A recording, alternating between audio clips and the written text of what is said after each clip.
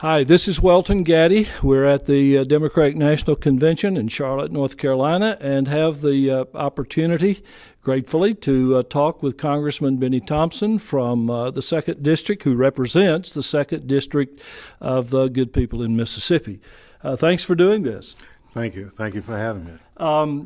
How has the convention been for you?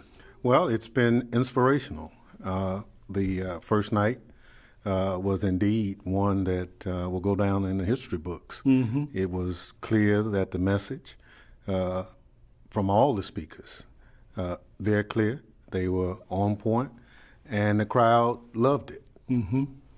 You are, I understand, the ranking member on the Homeland Security Committee.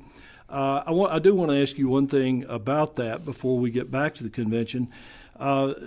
Some of us concerned about religious freedom have been concerned about Congressman King's targeting of the Muslim community and looking at the radicalization of that. I want to get your feelings on that. We thought it was a little unusual to just target one religion, and just want to know what your thoughts are. Well, you're absolutely correct. I've shared in writing as well as in person to Chairman King that I think if he's going to look at terrorism, he should look at it in the broadest sense and not in the narrow sense. Obviously, he disagrees. Mm-hmm. And if you look at the terror situation on the homeland, we don't have many people of the Islamic faith creating any issues. Mm-hmm. We have lone wolves who are of other faiths or no faith. But from a domestic terrorism standpoint, there's very little evidence that the approach that Chairman King has taken is going to get you any information that will make us any safer. Mm-hmm. I have one other concern that is unique to this particular interview, because you're from Mississippi and I've spent almost 20 years with a congregation in Louisiana. What is it that people in our states see in the Democratic Party that they don't think they can embrace? Well, I think they've been hoodwinked to believing that this is a majority of the whites in our two states. Mm-hmm. Somehow they believe that Democrats nationally are not the same as Democrats locally, and so therefore they opt out and become Republicans. Mm-hmm. Well, when you look at programs that have benefited the South, Democrats put those programs together. Mm-hmm. If you look at states that benefit from what Democrats do nationally, my state receives over $2 for every dollar they send to Washington.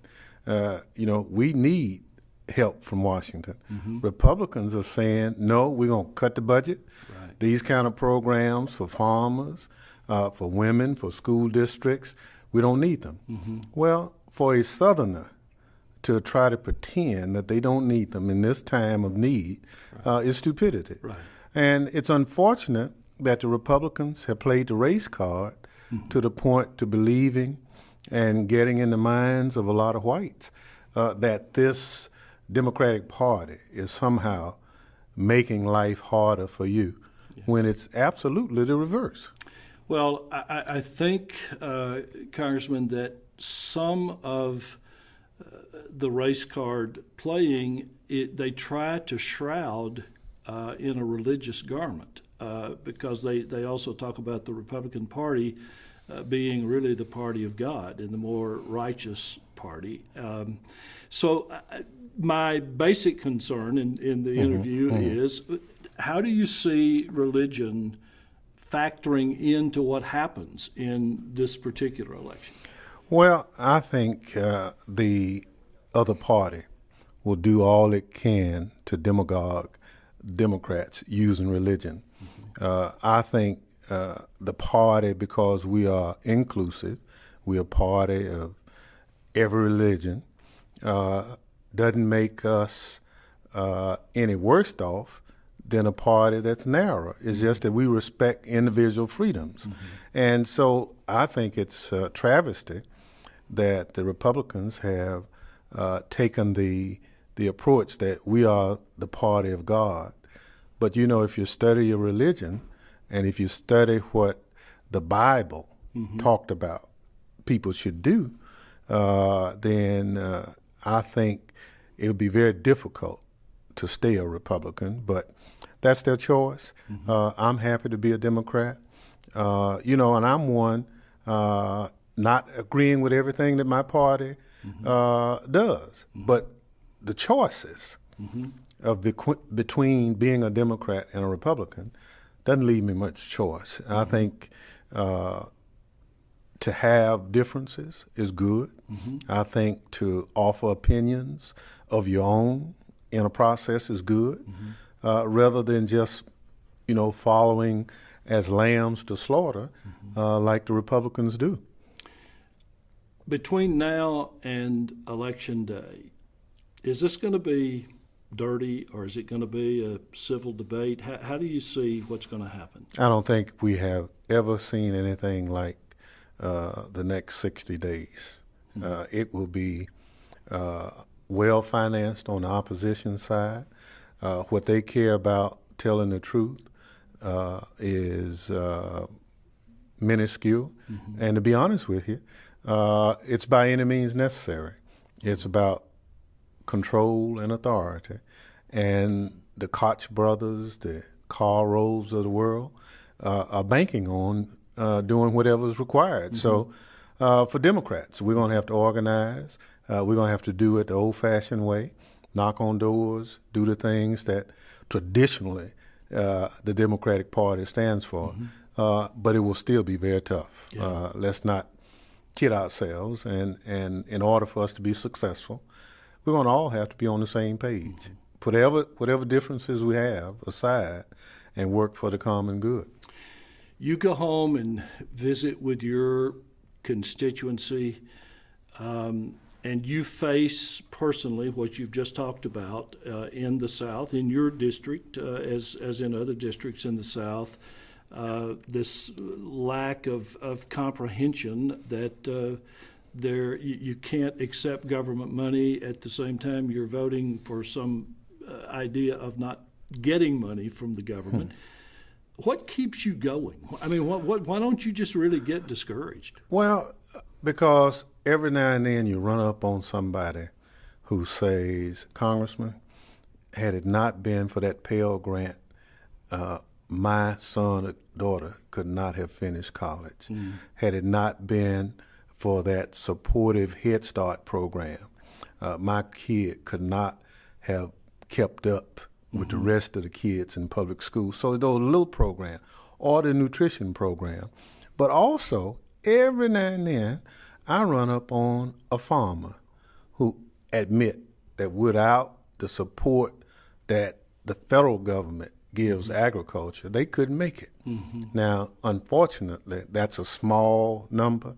But in the bigger sense, I think without the federal investment, as a nation, we'd be in tough shape. And in many instances, dependent on some other situation for food supply, for a lot of things. So I'm convinced that I made the right decision.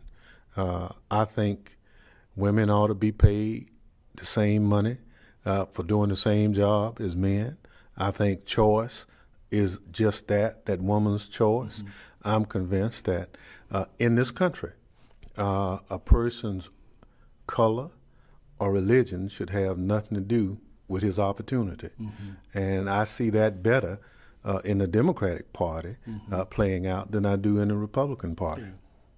It's interesting that you've answered almost every question by talking about people and not about politics. And that's a good insight into your character. Well, thank you. You know, chairing the Homeland Security Committee for 4 years and now ranking, I saw protecting individual liberties just as much as I did the homeland. And so we created within the Department of Homeland Security, a Civil Liberties Division that vets every piece of legislation from a civil liberties standpoint.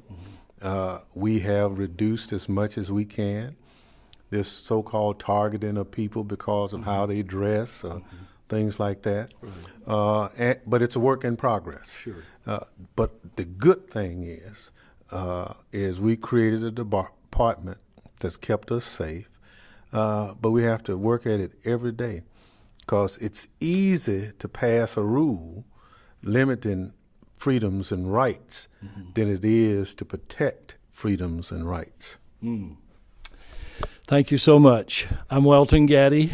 This is State of Belief.